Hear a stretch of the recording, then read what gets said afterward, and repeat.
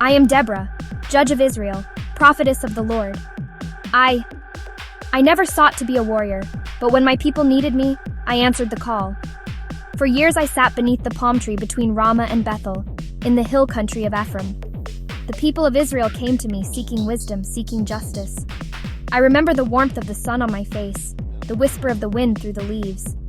It was a time of peace, of contemplation. But even then, I could feel a shadow growing, a darkness creeping across our land, threatening to engulf us all. Jabin, king of Canaan, ruled with an iron fist. His commander Sisera led an army with 900 iron chariots. Our people lived in fear, oppressed and downtrodden. I could see it in their eyes as they came to me for judgment. The weariness, the despair. They longed for freedom, for deliverance. Night after night, I prayed for guidance. Lord, I whispered, show us the way. Give us the strength to overcome. And then, one starlit evening, as I gazed at the heavens, I heard his voice, clear as a bell, yet soft as a breeze. Deborah, he said, the time has come. You must lead your people to freedom. Me? A warrior? I was a judge, a prophetess, but a military leader? The thought terrified me. I was no Gideon, no Samson, but who was I to question the Lord? With trembling hands, I reached for the armor that had been gathering dust in the corner of my tent. As I donned the silver breastplate, I felt its cool weight against my skin. The deep blue cloak settled on my shoulders like a mantle of responsibility. I looked at my reflection in the polished metal. The woman who stared back at me was both familiar and strange. Her eyes held a fire I had never seen before. Barak the Lord, the God of Israel, commands you, go, take with you 10,000 men of Naphtali and Zebulun and lead them up to Mount Tabor. If you go with me, I will go, but if you don't go with me, I won't go. Very well, I will surely go with you. But because of the course you are taking, the honor will not be yours, for the Lord will deliver Sisera into the hands of a woman.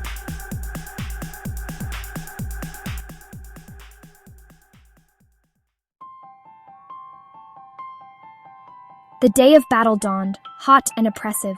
The air was thick with dust and the scent of fear. As I stood before our army, I could see the trepidation in their eyes. But beneath the fear, I saw something else. Hope. Hear me, people of Israel. The Lord goes before us. This day he will deliver Sisera into our hands. The battle was fierce, unlike anything I had ever experienced. But through it all, I felt a presence guiding me. Each swing of my sword, each command I gave was guided by a power greater than myself.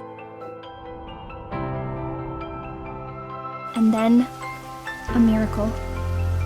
Dark clouds gathered overhead, and rain began to fall. The dry riverbed of Kishon suddenly surged with water. Sisera's mighty chariots, his pride and strength, became his downfall. They were mired in the mud, rendered useless by the very hand of God. Our warriors pressed forward with renewed vigor. I saw Barak leading the charge, his sword flashing in the dim light. The battle raged on, but I could feel the tide turning. Sisera's army began to falter, then to fall back. And then, silence. The rain stopped as suddenly as it had begun. The dust settled and we stood victorious. Sisera's army was defeated, scattered to the winds. As I looked out over the battlefield, I realized how much had changed. I was no longer just a judge or a prophetess.